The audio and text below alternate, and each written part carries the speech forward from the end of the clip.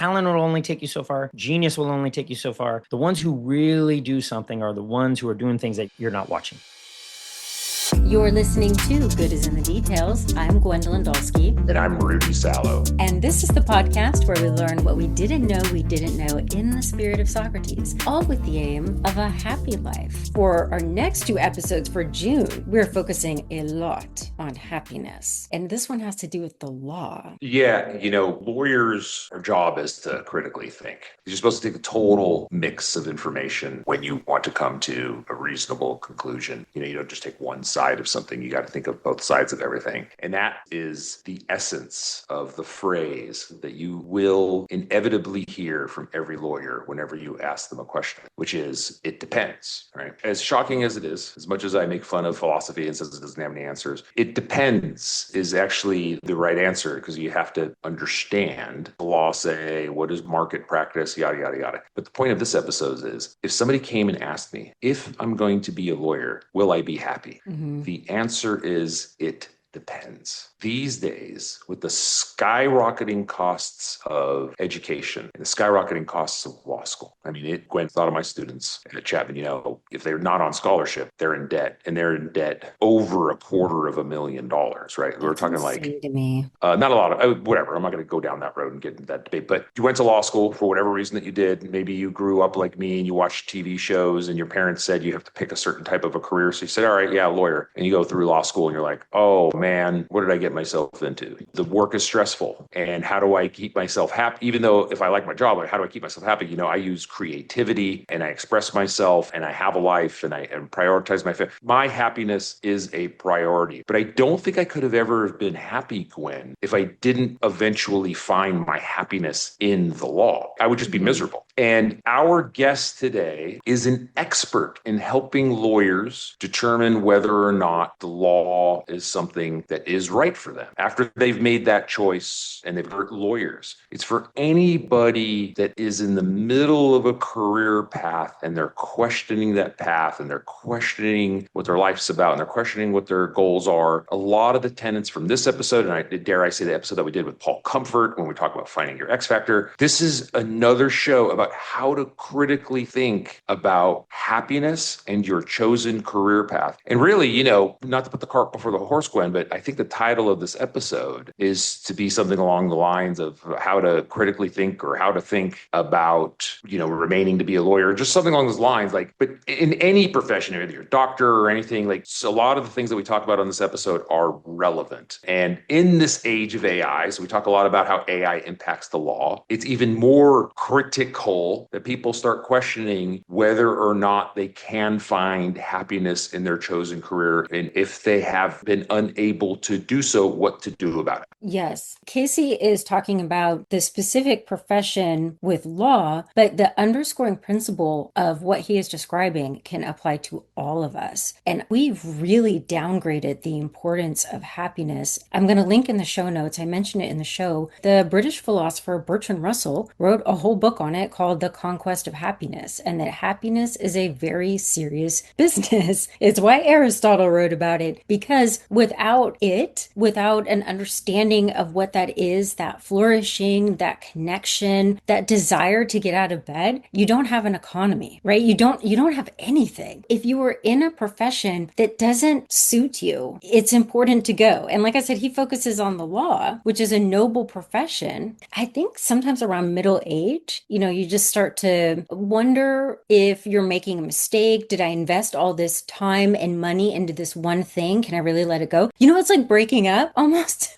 It's like breaking up where people stay in a relationship for too long. And then when they do get out, they're mourning what their perceived future was. And the same thing can happen with a profession, when you just have to come to terms with the fact that this is not for you and you kind of mourn what you thought your future self would be. But it's important to enjoy. We've just got this life. Enjoy it. Use your skill set. Make sure you have time with your family, that kind of stuff. I like Casey's work on this. A lot of great concrete tips on how to understand what it is that you want out of your profession and out of your life and to make sure that they cohere, That's great advice. And you know what he majored in? Rhetoric. Remember when we had Robin Reams on, we talked about rhetoric? Ooh, I'll link her book also in the show notes. And Gwen, I just want to say, maybe we'll be seeing more of Casey. We had such a great rapport with him. I've been talking for forever about how I want to do more for law students and people in the law. So I'm going to do a call to action. If you got something out of this, let us know. Reach out, post it, tag it. We're thinking about how to go into some niches within our brand of Good is in the Details. So we'd love to hear, especially if you're a law student or a practicing lawyer, we'd love to hear from you. And also just one more thing, remember to visit our Patreon where we've got extra philosophy discussions. Okay, let's get started. We're going to be talking about happiness, being a lawyer, and then not being a lawyer. And what can we all learn in our own lives with Casey Berman.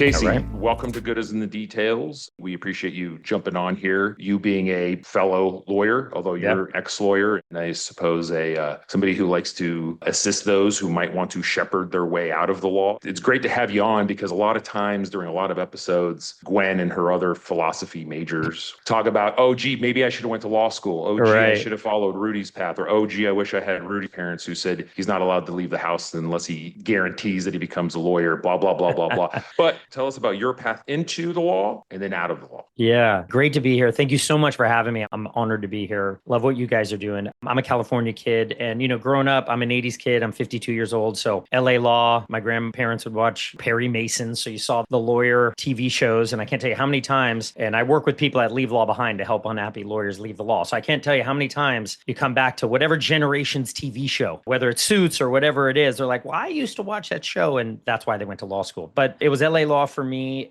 Just spoke well, debated at the kitchen table, debated in high school, college, and so on. I was a rhetoric major at Cal. What do you do with a rhetoric degree? And, I was an engineer, didn't like blood and didn't want to go to medical school. And so 1996, I applied to law school, went to UC Hastings in San Francisco. That was kind of my life in a nutshell. But really, when it comes to law school and professional career, I'll be honest, I just really didn't think that critically about it. It was great to have my parents nodding their heads saying great. And my parents were great. They didn't force me, but they definitely liked that I was going to law school. My friends went to law school and the opportunity costs, I could have taken a junior position at little companies like Yahoo or Google back in the day, got some stock options, but didn't take the time to look into that. So I went to law school and just really didn't think critically about it. I was there from 96 to 99. So that was kind of up to law school, my story. Casey, can I ask you, did you have fellow law school students, like the people that you met in law school, did you find any of them were in the same boat where they just decided to do law school because maybe like a process of elimination or they had to do something after undergrad? Were there other people? There were. I didn't know it at the time because we were all trying to be so cool and we knew everything. And, like, oh, I know what I'm doing. I'm going to law school. I got a career ahead of me, right? So I didn't really bring it up until years later when I started to leave law behind. So I wish I had kind of spoken to more people. I was 22 years old looking for, where's the beer party? Like, what is going on? Everyone's studying on a Thursday. Like, what study? What are you talking about, right? I was totally out of my league. But there's an interesting story. I took tax class. I'm a liberal arts major. There was a problem set. I didn't know what I was doing. So there was a guy, he had a beard. He was like 31.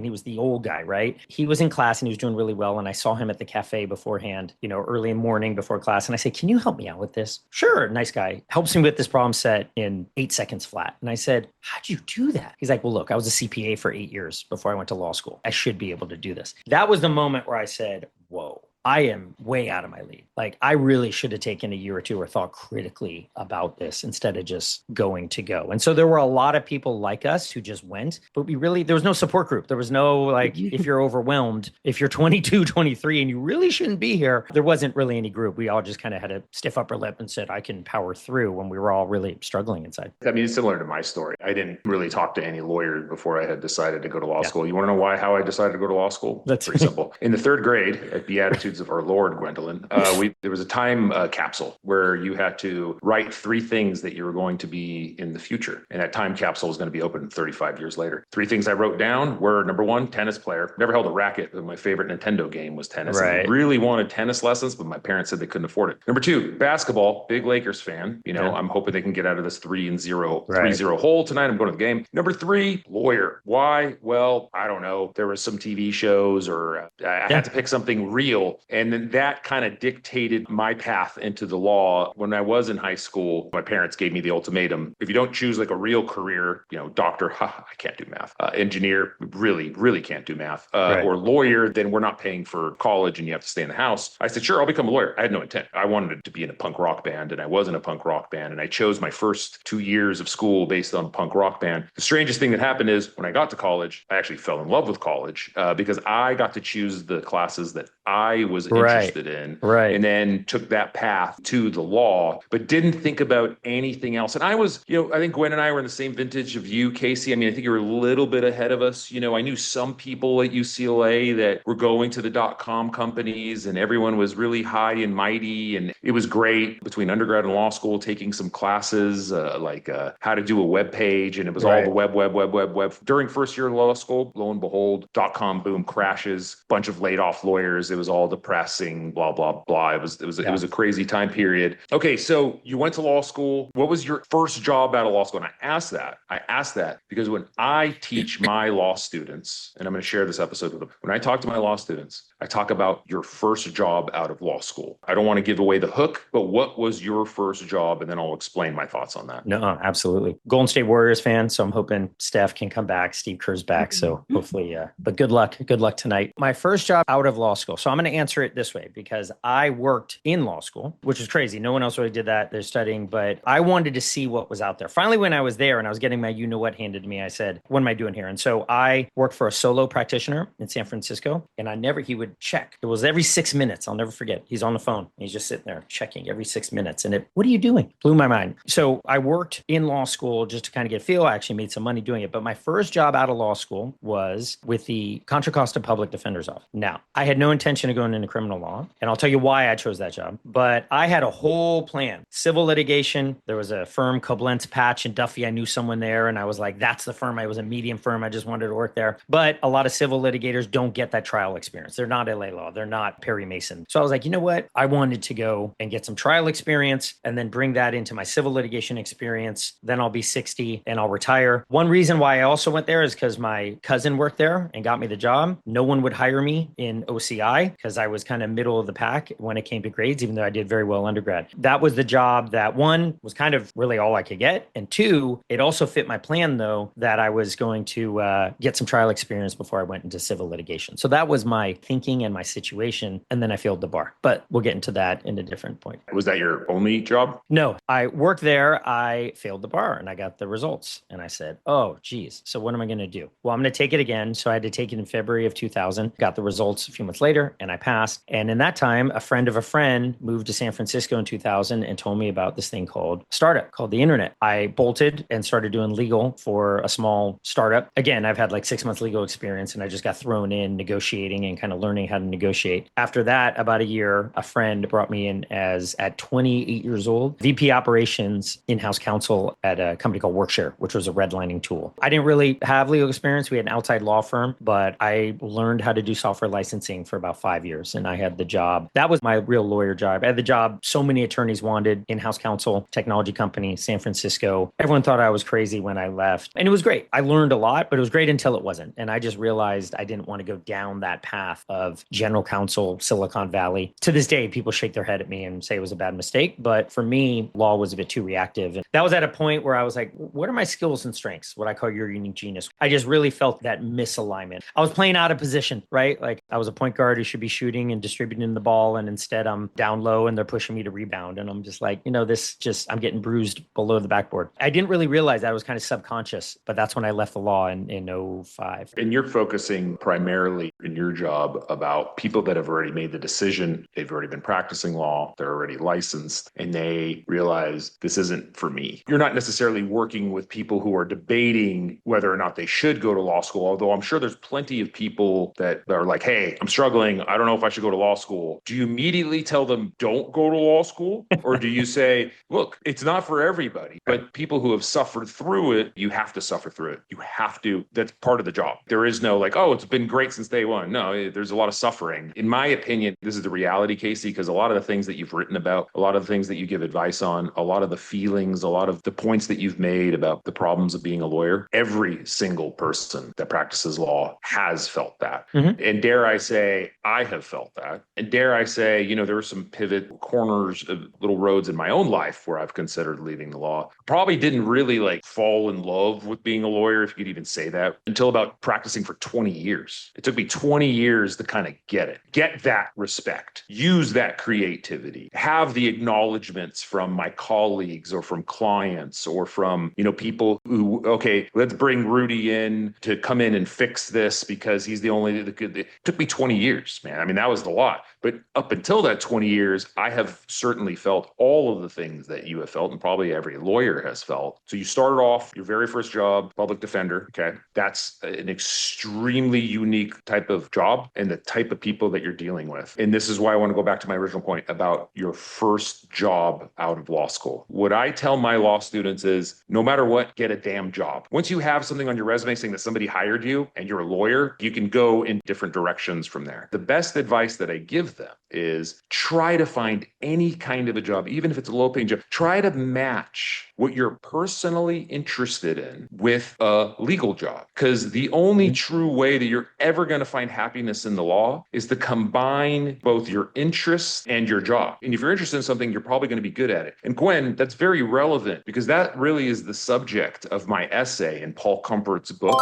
Finding Your X Factor. But the question to you is, do you think that if you had had a different first job, that your path would have been different? No. So let me say, I agree with everything you say there. It took me 20 years to start my own businesses. So I am all for, and to anyone listening to this matrix, reality, simulation, world, earth, Truman Show, however you think about this thing that we live in, suffering's part of it. We live in a very linear world. There's a reason Tuesday comes after Monday, Sunday. We live in time and space. Not to get too woo-woo, but there are things. You got to pay your dues. Anyone who says, oh, you don't pay your dues, and this is getting to AI that I want to talk about, what AI is taking things off people's plate, but younger associates aren't going to flex those muscles. But we can get to that in a second. But no. It's hard work. Talent will only take you so far. Genius will only take you so far. The ones who really do something are the ones who are doing things that you're not watching. No one was watching me in 2009 when I had a 1.5-year-old who didn't sleep at all. And I'm writing blog posts at midnight for Leave Law Behind to get Google SEO while I have a day job, right?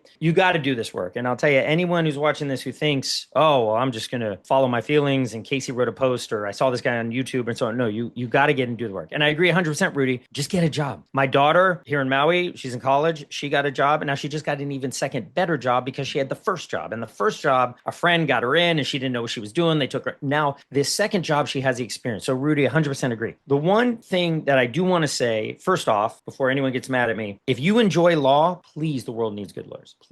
Please stay in the law. Find a way. It's not all going to be rainbows and unicorns. And this isn't what we were talking about Descartes earlier, Gwendolyn. This isn't an intellectual decision. It's an emotional, visceral feeling. If you really enjoy and geek out on stuff, please follow the law. So first of all. Second, though, and I don't know if this is the American education system or career system, is go find a job. Now, what I would tweak is I think the first step is what you were kind of getting into, what I call your unique genius, Rudy, is find out what your skills and strengths are. And I want to make this very actionable. There's 3 questions I use in my coaching. Get a pen and paper down. You ask yourself and people around you 3 questions. What am I good at? Not that I'm fishing for compliments, but literally, what am I good at? Compliment me. 2, what have I done in the past or what do I do for free? And third of all, what advice do you come to me for besides legal advice? It's a little woo-woo, but trust me, they'll be honored to answer it. Gather all of these traits. What comes up? In Leave Law Behind, we have 11 buckets. It's just directional, but are you the behind the scenes person? Are you the adult in the room? Are you the leader? Are you the schmoozer? You'll see certain traits bubble up. That's your scouting report for us sporting fans. That's what you're good at. That's where you add value. And when you add value, you're of service to others and you help other people, which is why we're in this simulation really to begin with. When you help other people, they're happy, you help them, you feel aligned professionally, and then you also get the stuff called money, and the more value you add, the more money you get. I mean, it's pretty simple what these dots are connecting, but it all comes from your skills and strengths. Rudy, kind of what you're saying, your interests. That for me is step 1. Let's not even worry about the J word just yet. What are you really good at? Well, I love to issue spot. I love IRAC. I geek out on finding the needle in the haystack. I love to connect the dots. I love to tell a story. Okay, those are some lawyer skills. There we go. It could also be strategy consulting. It could also be a number of other jobs. Those are some lawyer skills. Now, if you're not confrontational, if you're 1 + 1 = 3, if you are a win-win, if you just love to public speak, but in a more collaborative way, even transactional work can get pretty contentious, right? That's true. Right? You are absolutely correct. It's such an important point there because there is a major distinction between litigators and transactional. I started off as a litigator. Right. Okay. It was a mix of litigation and transactional. I went all in on litigation and I realized I'm a lover, not a fighter. Right. Okay. I think just a lot of luck. Okay. A lot of luck, a lot of opportunities, a lot of things. Got into transactional that I actually love. And I,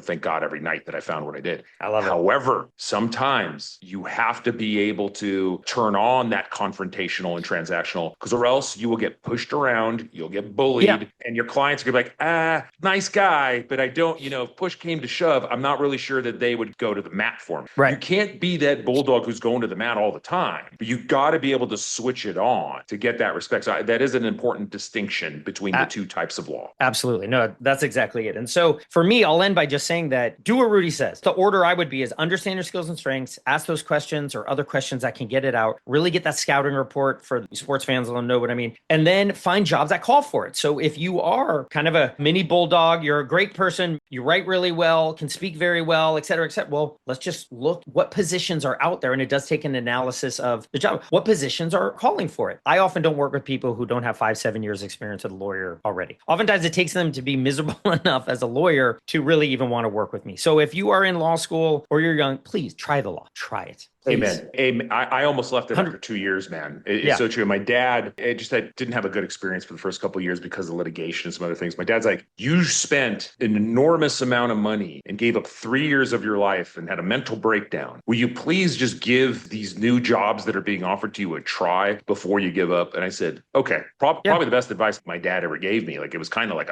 trust me, he slapped me in the face a bunch of times in the 70s and 80s. It was acceptable back then, but it was probably the slap in the face in the early 2000s that I needed. And I'm glad he did it. You're absolutely right. And I like what you said, 5 to 7 years, man. I tell everybody, you're not going to know what you're doing in the law unless you've been practicing it for 5 years. No one really wants to talk to you unless you've been doing it for 5 years. After you've been doing it for 5 years, people will start listening to you. So that's good advice. No, it's right. Now, will say there are exceptions. I have had people who come join me for coaching a year. They're like, Casey, I don't want it. I know it. And I pressure test it. So there are some people who join after a year and say, Casey, I want out. The majority, though, they're just not miserable enough. What happens at 5 to 7 years is they either go too miserable, they don't like the work, the billable hour, the partner got mad at them or whatever. And we want to push, after the few years, you're like, this isn't for me. So I just want to say one thing, which is there will come a point where you're going to say, should I stay in the law or should I not? And this is going to the point of, or there may come that point where should I tough it out? I need to go through it. And I'm all for that because I've toughed it out in the entrepreneurial realm. I mean, I've had so many miserable building my businesses, ups and downs over the years, the '08 recession, that was the end of the world. I mean, we've had our ups and downs, particularly when you have a family and you bring kids into this world. I will say that people will say to me, well, Casey, there's a lot of stress and deadlines and things to get done in the non-law world. You're right. There's a lot of sweaty moments and pulling all-nighters and got to get this done. You're absolutely right. But when you love the work, when you really love the team you're with, you do it. I work Saturday nights and I love my business. And that's something, again, which isn't necessarily intellectual. It's visceral. It's emotional. If you're finding that in law, great. A lot of the lawyers who leave the law and who I work with, that visceral emotional connection isn't there. They're working Saturday nights because they don't care about the work. So they're dilly-dallying on Wednesday, Thursday, Friday, and they're just not as efficient. And they're just, they're just not aligned. They've given it a time and they're just not aligned. When we put them in a VP of revenue operations job, chief operating officer job, recruiter job, business development job, they're like, oh my God. It's like taking ankle weights off after running for them for years. But if you're feeling that vibe and you're working and you're like, I'm just digging this, I'm in the zone, please stay as a lawyer. If you're not after a few years, then maybe read one of my LinkedIn blog posts. So that'd be the distinction I would make. I was thinking about a book that Bertrand Russell wrote about happiness. A lot of like what you said of getting this feedback from the world and sort of in order to understand your skill set and your talents. But something else that he wrote is that we also have to be prepared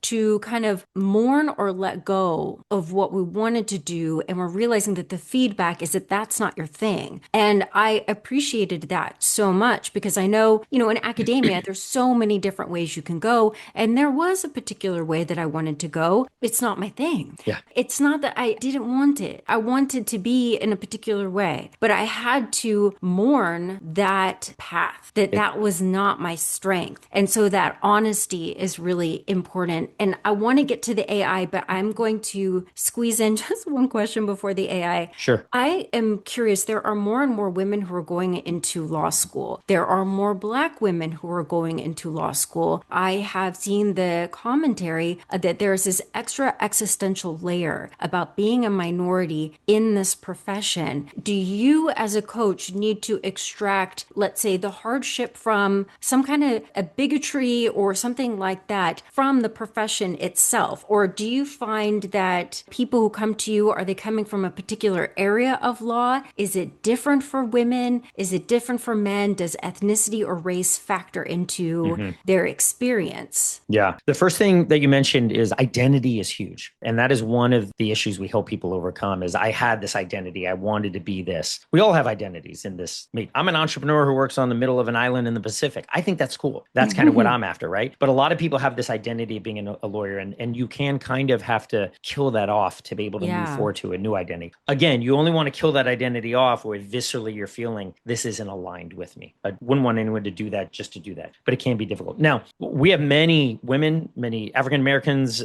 all types of people, Hispanic people. I mean, all ethnicities really coming through Leave Law Behind saying, I'm just not aligned in being an attorney. It's great in a way that it's not just like one small subset of a certain type of people. I'm not necessarily hearing that, there's racism in this firm or there's issues in this firm and they're discriminating against me. And that's why I want to leave. I've heard some of that, trust me. I've also heard great stories about just progressive law firms. There's work-life balance and, the old guard really, there is a little bit, but I think many law firms are doing a great job. One great sign of this is that one of a growing jobs in law firms and that Leave Law Behind members are moving into is a job called attorney development. And attorney development, assuming the law firm isn't just paying lip service, but that they actually believe in it, is a phenomenal job. It's essentially coach, mentor. It's a fantastic job. A coach, mentor, there's another word I was thinking of, but they are there to help these young associates of all stripes come in. I mean, because the firm's making investment. How do we help this attorney? That attorney is 26 years old and they're dealing with someone who's 56 years old. Obviously, there's going to be generational differences. How do we make sure they don't get burned out? There's no miscommunications. How do we make sure if this is right for them? I'm so happy law firms are doing it. I think it's great. I'm also seeing a lot of jobs like moving into more knowledge management. We help someone get into attorney development. We also help someone move tax litigation. She just was so stressed with the litigation side of it, but loved tax. We literally helped her move across the aisle in the law firm, kept the same salary. She's literally the knowledge expert, loses no cachet or stature, gets to geek out on tax and be the go-to thought leader in the law firm, if you will, about tax, but she doesn't have to do the litigation. So you're seeing you're seeing these real tweaks. I have a number of stories literally crossing the aisle in the law firm into great jobs fit, and they still respect them because they're lawyers and they're helping out. It's obviously some law firms are not doing that and are miserable. There are a lot of firms that are doing that. I think it's great. It's fantastic. It's a win-win-win. I will say though that there are many people, again, across all ethnicities, cultures, you name it, who just look at it and say, I'm just not into the work. I just thought I would be into the work. I'm just not into it. Billable hour doesn't work for me. I want to do something else. We see a lot of that. Yeah, the billable hour is, I think, Gwen, you've joked about it. I have to write down six minutes of my day every single day. And if I don't submit those within 48 hours, I get dinged $100 for every time I don't. I mean, it's psychotically stressful. Yeah. No matter how much I track it, I'm definitely not writing down all of my time. It's actually impossible. And I get from where my law firms come from is they're like, if you don't write down your time, you're giving work away for free. Like you're not getting properly compensated because,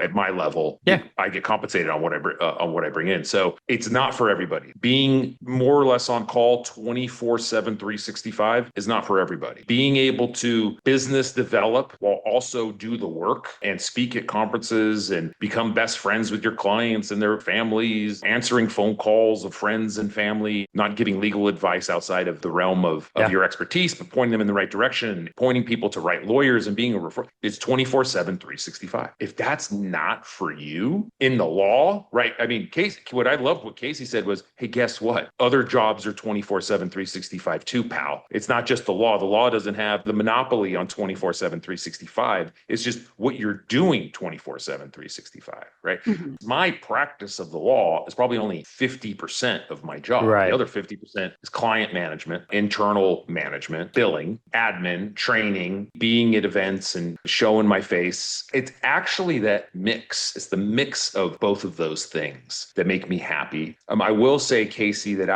just to talk about, because this is something that you've talked about on your website, about how some lawyers don't like that they aren't creative enough. When I became partner at my law firm, it's an amazing, almost impossible, near impossible achievement. Okay. Right. Not to pat myself on the back. I know it because I've gone through it and I see people try to go through it.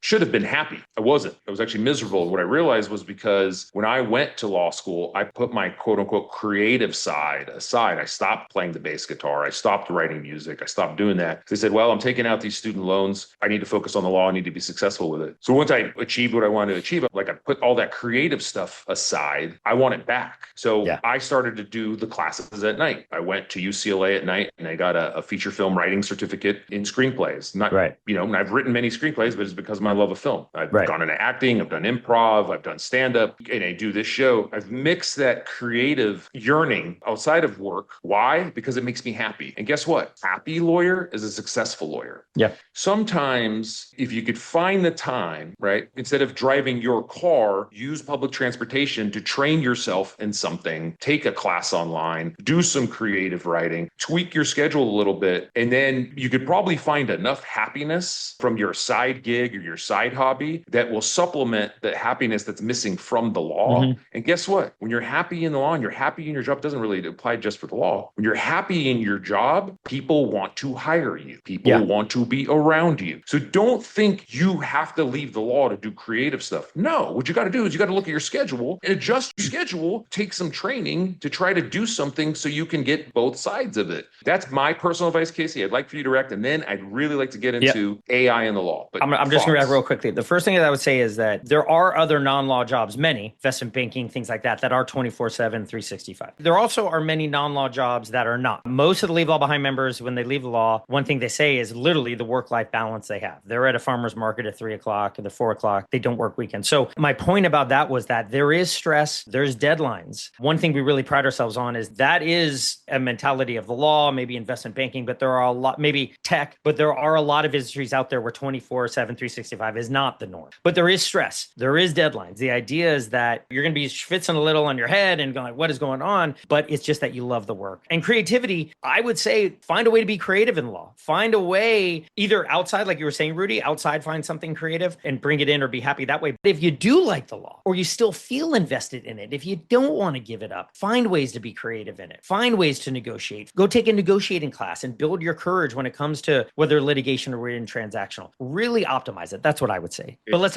dive into AI. Yeah. This is a good segue, because one thing that I talked about in my essay for Find Your X Factor is some of the most creative people I've ever met in my life are actually tax lawyers. Tax lawyers, they have the tax code and they got to figure things out. You talked about somebody who was a tax litigator and then they became a tax transactional person and they're happy. Okay. I'm going back to that because it's a good segue for the way we need to talk about the rest of the show. Yeah. The future of being a lawyer is so uncertain right now. I'm telling you that. I'm pausing here for dramatic effect because it's true. It's good. It's dramatic. You're doing a good job at it. It is. It's totally true. It's so true. And I'm talking with general counsels at all my clients. I'm just having these conversations because I'm a transactional lawyer, right? I'm seeing what my law firm's AI programs are rolling out. And we rolled these out. So I teach at Chapman Law, teach how to be a deal lawyer. So basically it's like contracts 2.0. And we started the semester in January, like kind of early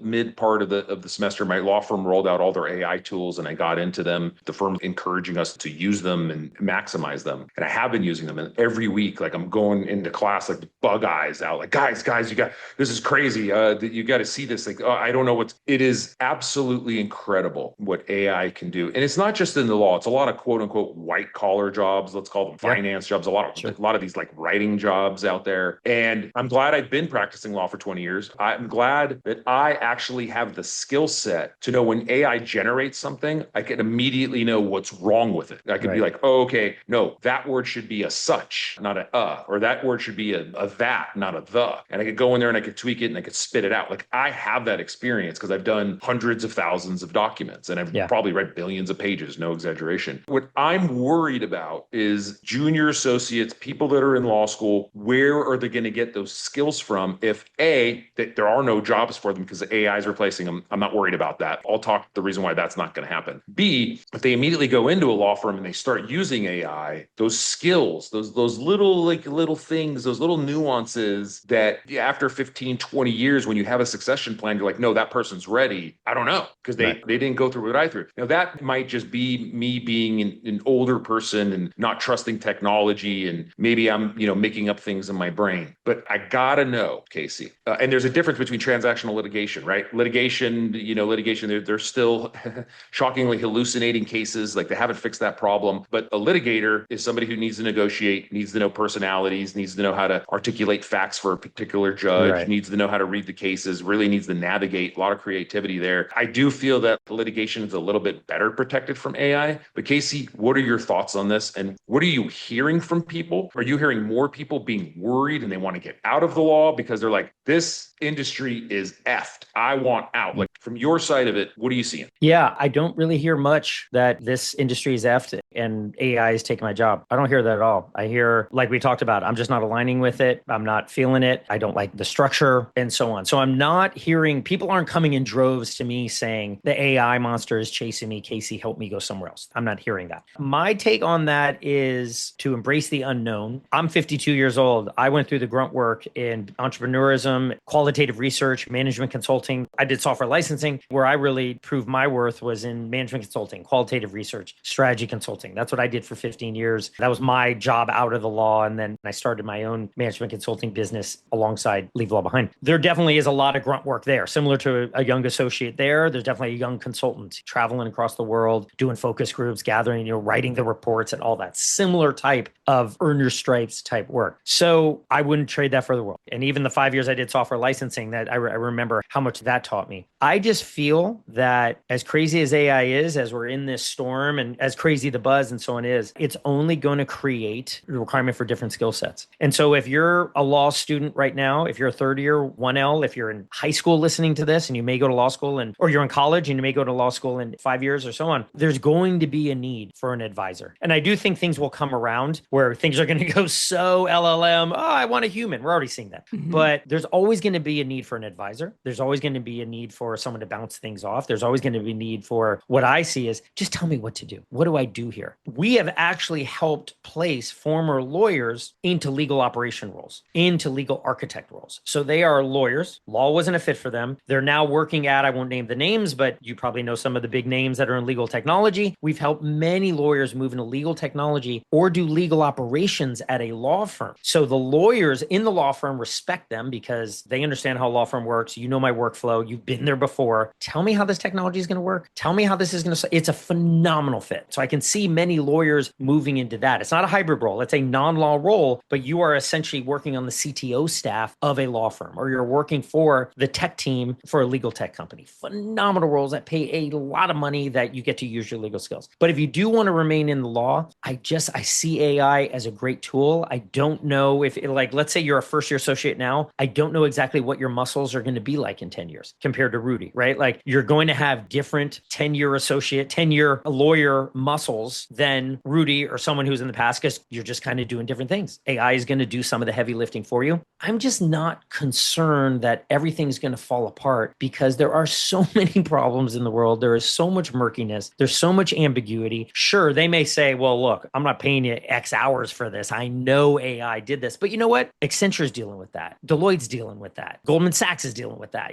All these consulting firms are dealing with that as well, that are based on an hourly or project basis or something like that. So it's not just in law. Call me an optimistic guy. I'm just not concerned. Now, there's going to be some tumultuous time. Don't get me wrong. You're seeing in the tech that Block and places like that have laid people off. I think that's because they hired too much during COVID and they're using AI as an excuse. I do firmly believe that. But there's going to be a tumultuous time. But we go 3, 4, 5 years down the road. I'm excited for how AI is going to help law. I don't even know what I don't know in that sense. And I'm excited about it as opposed opposed to being afraid about it. It does mean, though, keeping an eye on the ball. It does mean, I will say, still understand what you're good at. And who knows, maybe it's not diving into all those details and understanding a such from a they, from a here for to or something, but rather it's, okay, well, I got to level up to be more strategic. I got to level up to be more interpersonal. I got to level up to really build rapport with a client so they trust my advice, right? There's different skills that the soft skills aren't soft anymore. If AI is taking a lot of the hard skills, the soft skills aren't soft anymore. I was just thinking about from the client's point of view that a case would be extremely stressful. And I don't need an AI report of saying, well, this law happened. In the same way, like if I got a cancer diagnosis, I don't need for the doctor to just hand me AI and saying, well, your blood's like this. I would want that human element to help me with the stress of somebody who is able to connect with me and understands what I'm going through and the law. But one of the benefits I'm thinking is that sometimes cases get thrown out based on a technicality because the lawyer didn't know, was inexperienced. And it seems like AI could maybe give a guardrail against something like that, so that